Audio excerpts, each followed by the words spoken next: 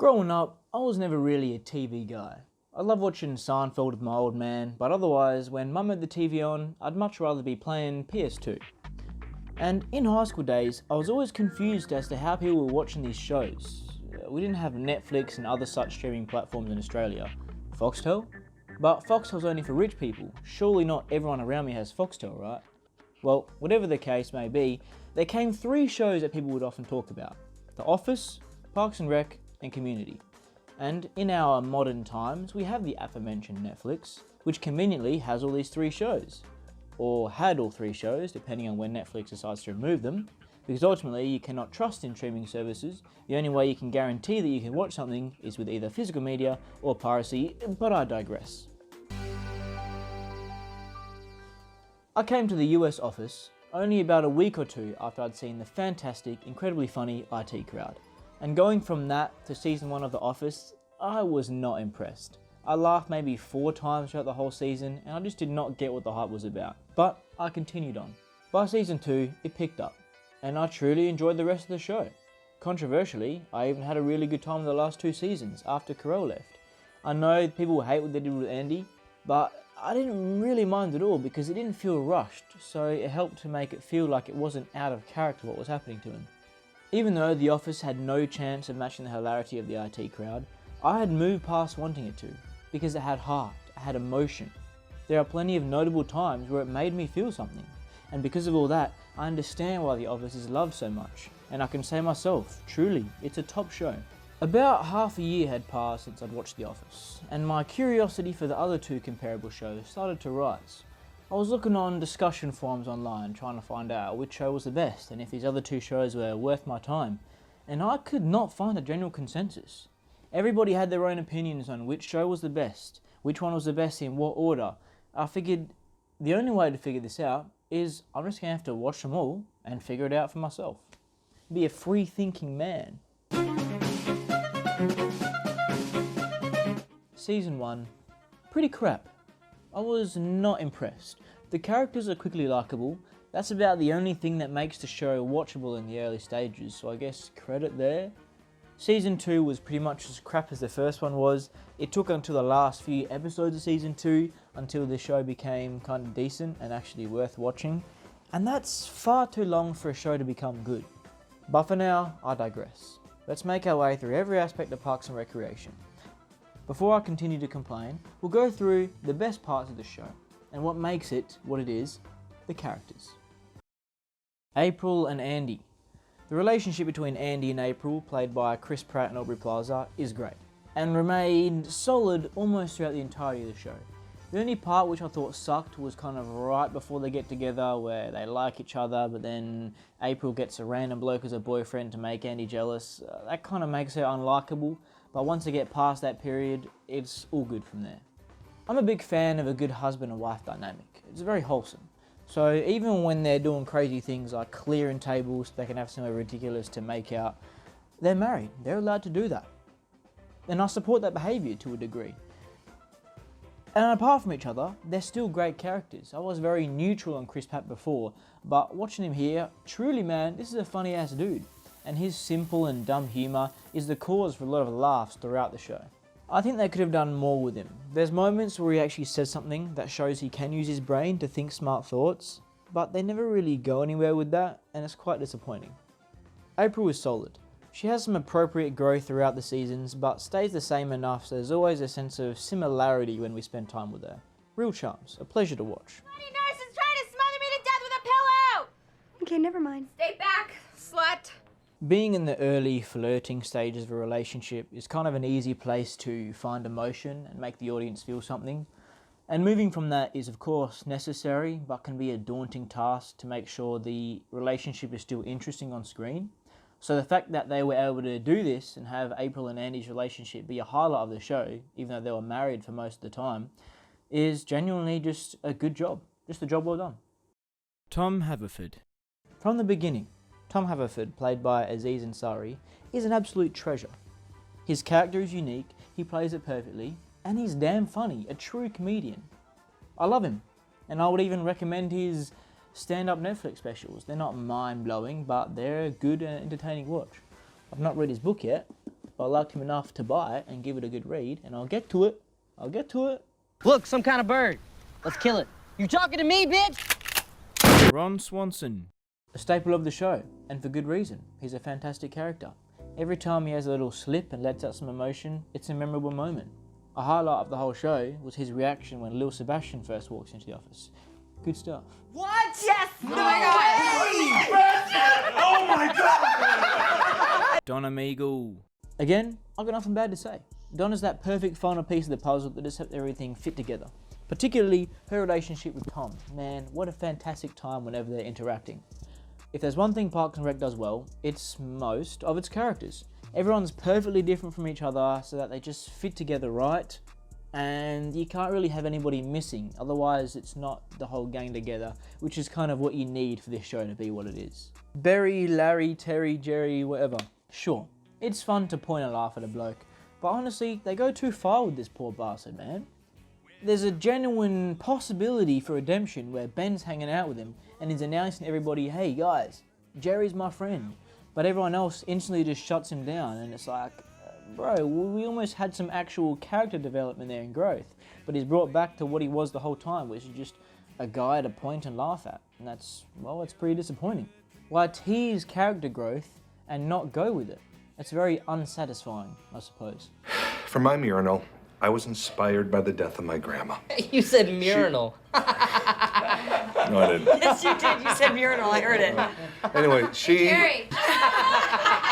just wanted to show him her heart. Murinal! Murinal! Murinal! Disqualified! No one cares. At all. And Perkins. They did Anne bad, man. What a fantastic idea and premise, absolutely wasted. So, Anne is being all secret about this thing or this date that she's going on, right? So Leslie spies on her because she wants to know what's going on. Now, we as the audience are led to believe she's going on a date with Chris, and that's bad. But it turns out, it's Tom. What? That's crazy, bro. What a fantastic twist for the end of an episode. How's it going to be, right? This idea is ridiculous, but just ridiculous enough for it to work. They're hanging out together, and then Anne realises, wow, Tom is actually all that I want. She started off ashamed about their relationship, ashamed about the date, but she realises, no, I'm in love with this man. And Tom falls in love with her and realises it doesn't matter that we don't have the same music taste. She's beautiful for who she is, and I love her hard, and they fall in love, and it's beautiful. But we don't get that. We don't get that at all. They're in a relationship, but you just can't tell. They don't talk to each other any differently. They don't give each other any hugs or kisses or like, hey, they're not even like really comfortable near each other. It's just sort of in the background, and we're told, hey, yeah, by the way, they're in a relationship and they hate each other. Yuck. Like, they can't even look at each other with any affection. They can't even act like that. It's honestly one of the most rubbish fictional relationships you could write. Straight up. A crying shame. Because if it was done right, it could have been fantastic and could have been an absolutely top tier, memorable highlight of the entire show. But they break up, and we move on from that without really a thought or care after like a few episodes. And then Anne decides that she's kind of just done looking for a bloke and she just wants to be a mum by herself. So she's looking around for a donor, and she comes across Chris, her ex-partner, ex-boyfriend, and then they just get back together. But we've already tried that in the show. It doesn't work. There's no emotion there. He's too old and weird. She's too hot and normal. But they just rush back into this relationship because she wants a kid above all else. And then they just leave. Anne was done bad. And just one other thing that I wanted to point out. In the final episode, it shows that Anne and Chris are going to be guest stars. And that annoyed me. Because what a spoiler. If they were in the episode a whole bunch, then that'd be different. But they don't show up right until the very end. And it's not a surprise end, because you're like, well, I guess this is where Rashida Jones is going to show up, like it showed me at the start of the bloody opening of the episode. No emotion there, bro. I knew it was coming. Purred happily. I just wanted to single out that this was a hilarious ass character. Well, frankly, Pert, it's not that big a deal, if you know what I mean. I don't know what you mean, but it had the cadence of a joke. Ben Wyatt. Ben's a cool character. When he starts to take a liking to Leslie, it's nice. he's sort of looking at her and, you know, oh, I'm like this girl, and he wants to find out more information about her, but she's not really replicating those feelings. Oh, wait, no, all of a sudden she actually does really like him. Okay, well, that wasn't shown at all. Wouldn't you have him be like, oh, I like this girl, and then she's like, oh, I like this guy, and they sort of build up their tension or their romantic feelings over a few episodes, or have him be like, oh, I like her, but she's like, oh, I don't really like him too much, and then he does something cool or whatever, and she's like, hey, yo, this guy. Or he likes her, and she's like, I don't know, maybe he asks her out, and she's like, nah, but then they build up a friendship, and, I don't know, just something, man. But no, he likes her, she's like nothing, and then all of a sudden, oh yeah, actually, I really like him. And just not a good way to start the main relationship of your show. And I know I'm supposed to be talking about Ben here, but I'm kind of just talking about Leslie right now, so let's just... Leslie Knope. From episode 1, much like the other characters in the show, she's very likeable. She isn't funny, but that's okay, she's great. All the way up until about seasons 5 and 6, and then you start to realise Leslie doesn't learn or grow, she kind of sucks. She's stuck in her own ways. She isn't really nice to her friends or the people that care about her, and she's kind of the same that she was seasons ago, that she was supposed to learn from. When a character goes through something, they're supposed to develop. And Leslie kind of stops developing. She doesn't get any better until a few episodes into the final season. And the show doesn't really have great jokes or a great plot, it's the characters that hold it together. And when one of your main things that holds the show together becomes unenjoyable, you have a problem. And then she has triplets, and that should be huge, but we see them like twice, and it barely, if at all, has any effect on her character or what she's gone through. If you want to have your character have triplets and have her doing the same things that she was doing earlier, then she should have those 3 kids like in her arms or running around. Amp up the craziness, amp up the chaos in this character's life. Like, what's the point of having the triplets otherwise? Triplets, man! That's not 1 kid or 2, that's 3 kids, bro! Like, Leslie and Ben should be running around, you know, crying kids in their arms. Quick, gotta sign these papers. Quick, gotta stand on the podium and talk about this while I feed my kid a sandwich. And then quick, gotta change the diaper in between another meeting, or... like, do something with them, man. Otherwise, what's the point of having them? It feels like they only did that for the announcement to give us a cheap bit of emotion. Oh, Leslie's having triplets. Now you feel some emotion. Okay, good. That's over. It doesn't matter anymore. That's what it felt like. Absolute waste. Pawnee. What a town filled with idiots. Are we serious? This is the town and the people that Leslie and everybody is fighting so hard for. All we see is them saying a bunch of things and acting in a way that makes them look like uncivilized apes. Yeah, it can be funny, but at what cost? These kind of people should be the exception, not what the entire town is made up of. By only seeing these kind of people, we're told this is what the town is like. And then we have to question our main character. Is Leslie also an idiot? Because number 1, she grew up in this town. Number 2, she's committed to serving and helping these people that clearly don't want or need her help. I can recall one moment of redemption, and that's when they're having a hockey match and an Eagletonian, which is the other town, gets injured, and the Pawneean blokes carry him off the field. And that's what helps Leslie make the decision that she makes at the end of the episode, or the end of the meeting, or whatever. We need to get that kind of thing all the time. That's how we know that this town is worth fighting for, but we simply don't. Emotion. During 7 seasons of Parks and Recreation, I remember feeling emotion 1.5 times. And sort of, you know, when you get a bit, teary-eyed emotion. I remember feeling that 1.5. One time, the first time, when Ben proposed to Leslie. Because I was like, oh, a proposal. But then I realised, wait, I'm only thinking that because it's a proposal. Because I respect marriage. That quickly passed and I realised, wait, I don't actually care. And then when Ron's talking about all of his friends leaving in season 7, that actually made me feel something. And I was like, oh, bro, that's, you know what I mean? Wow, bro, that's emotion. There, was that so hard to do? But aside from that, mate, you're not getting a single tear from me. The cameras, yeah, what's with the cameras, bro? What's with the cameras? Like, for real? In The Office, we know what the deal is, yeah, we're told, it's explained to us. But here, there's just no explanation. And it makes no sense as to why the cameras are just being followed around and filmed all the time. They don't commit to it. If you're gonna have a staple of your show be the characters knowing that they're filmed and having little interviews, there's got to be a reason for it. Hello? Like, when you're making a project, a movie, a TV show, whatever, there has to be reason for every decision that you make. Especially if it's something as jarring as the characters knowing they are being filmed. Am I crazy? In conclusion. In the end, what do I think about the show, Parks and Recreation? And would I recommend it to anybody who hasn't seen it before? Well, it's not very smart. You're not going to break a rib from laughter. But it still is quite entertaining. And like I mentioned, the characters generally are pretty great.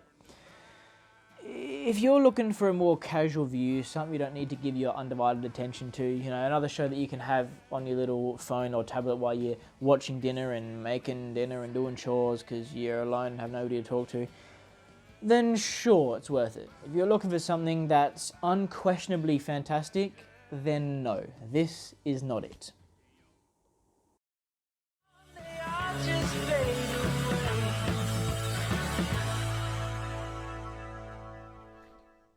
Finally, we're on to the final of the 3 shows. And you might be thinking, bro, you talked about The Office for like 25 seconds. I know, but I didn't plan on making a vid before I started watching it, so that's all you get. But also, I think that's all you need. Community. Episode 7 of Season 1. Our main character Abed does a little Batman gag. And that's where we see that this show is different, because there's actual commitment to a joke or a bit. We're not boxed in like the other 2 shows are. And this is exciting. Remember that scene in Seinfeld where Jerry gets caught out for illegally installing cable into his home and all the FBI guys are there, he tries to run for it, they pull out their gats, they start shooting him, boom boom, he falls to the ground, bullets are flying everywhere, he's like got blood gibs flying out. That is a highlight of the entire show because of the commitment to the joke. Community does that sort of thing, but all the time. Now, straight up, I wanted to say that Community was my favourite of the 3 shows, but there's some points I've got to make about it. Firstly, the show's not as easily recommendable as the other shows are. Now, this is going to sound like a bit of a meme, like a Rick and Morty 200 IQ type comment, but Community's not really a show for the uncultured, for the normies. If Big Bang Theory makes you belly laugh and the presets in your car are set to commercial radio stations, this is not really going to be a show for you. And of course, there's some satire in that comment, but I'm sure you get my point, if you've seen the show. Seasons 1 to 3. Season 1 of Community starts off way stronger than The Office and Parks and Rec does in their first seasons, and that was very nice. And honestly, you can't really fault much from the first 3 seasons of this show. It's genuinely just fantastic. A couple of points.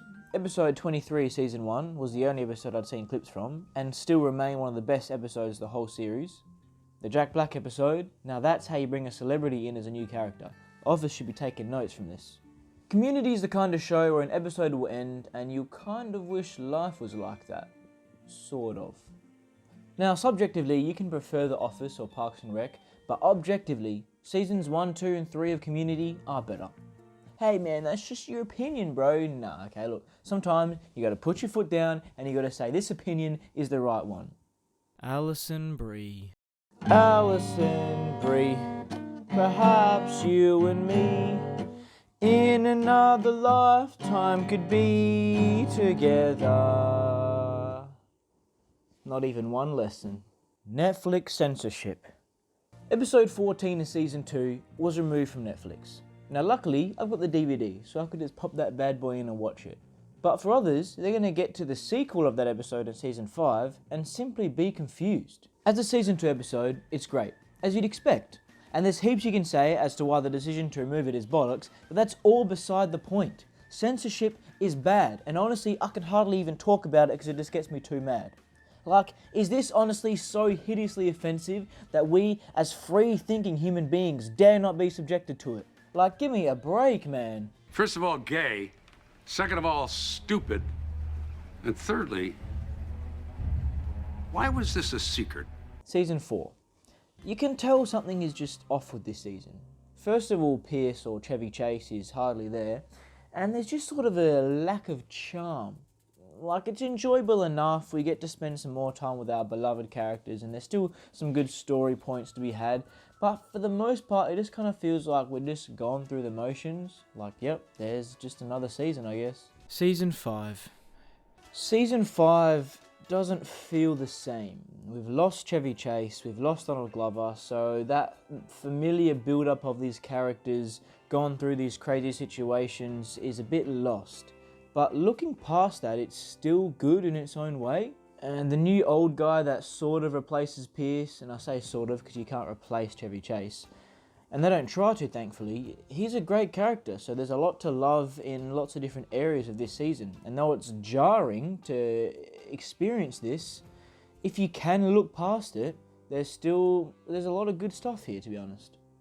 Season 6. Community 6 doesn't feel real, at least at first. There are some laughs here. It's not an abysmal disgrace upon planet Earth. And on its own, it would be a decent show, but it's where it's come from. The characters feel like exaggerated versions of themselves. They talk like they're on a sitcom with laugh track. The charm the show once had feels like it's there as an inspiration only. Poor gag example. Britta burning the bread multiple times. You do that once because it's not hard to toast a sandwich, mate. The toaster does 90% of the work, you just turn the heat down or take it out a bit sooner. Britta's now a caricature of herself. You know, they kind of all become caricatures of themselves. Actually, what happened to Britta throughout the whole series? She started off as a respectable woman at one point. And that's what I wrote after episode 1. I guess I'll review this season episode by episode because episode 2 was everything I just said, minus the laughs and it being a decent show on its own. This is just sad. Season 6, episode 3. The new girl is just told she's part of the group, and then she is. Just like that. Okay, pretty sure we at once had a whole episode about somebody trying to join the group, and pretty sure Ben Chang's been trying to join the group for the whole show, but no, you're in, bro. Okay. Season 6, episode 4. You know, Chang's play was actually kind of funny, at least when you first see Jeff crying. Season 6, episode 5. The visual gag of the prisoner trying to push Jeff down the stairs was a bit funny. Ah, man, not even Keith David can save this show. I wish Roddy Piper was still alive. Season 6, episode 6. I liked the premise of this episode, and I liked the end sketch. I feel like it could have been done better, and it would have been done better if it was written and made by Dan Herman, the actual creator of Community. Season 6, episode 7. It was funny when Keith David aggressively says, "I love you." Okay, great, whatever. I love you. I love you. I love you. I love you, I love you, I love you, I love you. Season 6, episode 8. I actually quite liked episode 8. I need more to go on. My name is Chief Star, and I'm in the stars, and I'm the hero. I deserve better. Season 6, episode 9. Why do they have blank spaces in the opening credits? Put the main actors' names in there, that's literally what it's for. Hey, it's the IT crowd guy. Wait a sec. Episode 9 was quite decent as well, to be honest. If you look at episodes 8 and 9 as parodies of Community, they're actually quite good. Episode 10 has its moments where it's growing on me. It sort of draws me in and then it pushes me away again. Then it draws me and then it pushes me away. Then it starts to draw me back in. Episode 11. I liked it. It's growing on me. It feels like a show that's finding its feet. It feels like a season 1. Season 6, episode 12. You know what? This isn't season 6 of Community. This is season 1 of Community. Like some kind of alternate reality version. If you were such a huge fan of Community, that you built some kind of crazy machine that allowed you to travel between alternate realities, and you came across a reality where this was Community, and there was another 2 or 3 seasons of this, I think you'd have a damn good time. Honestly, it's the comparisons between seasons 1, 2, and 3 that make this such a hard watch. I was really harsh at the start of the season, but honestly, it started to grow into something I was really enjoying. I think a rewatch would do this season quite well, because once you can get past the differences to the older seasons, and you can accept it for what it is, there's some objectively great stuff here. Alright, now, the ultimate question, why this video is here. Parks and Rec versus The Office versus Community. What's the best show? What the? All right. We're out of time. Okay. Which of the three is better? What? Office, community, or Parks and Rec? It's not that easy, man! I don't care! Okay. You have to make a I've got a decision. decision, okay? The answer is... Wait. Come on. Hey, wait. No. It's a trick question. Huh? You idiot! It's been a trick question all along. The office, Parks and Rec, community. Move back, damn it! Move back! It's a trick question. There is an answer, but it's none of those three. It's none of those three. Grab the shovel. Pick up the shovel. Move back. Move back. I'll show you the answer. I'll show you what's the best show. Move back. Don't. Start digging.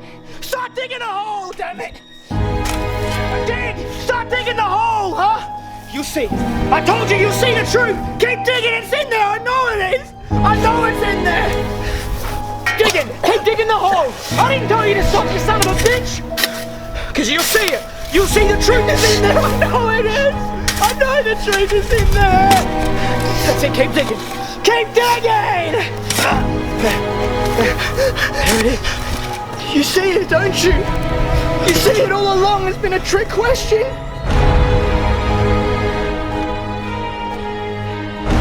What's the best show?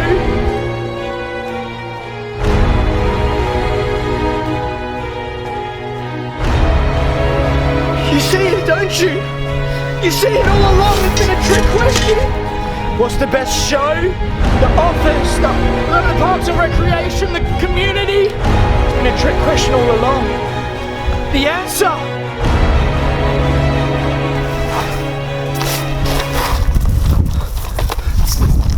The answer is the IT crowd. The IT crowd is the best show, and it always has been. The IT crowd.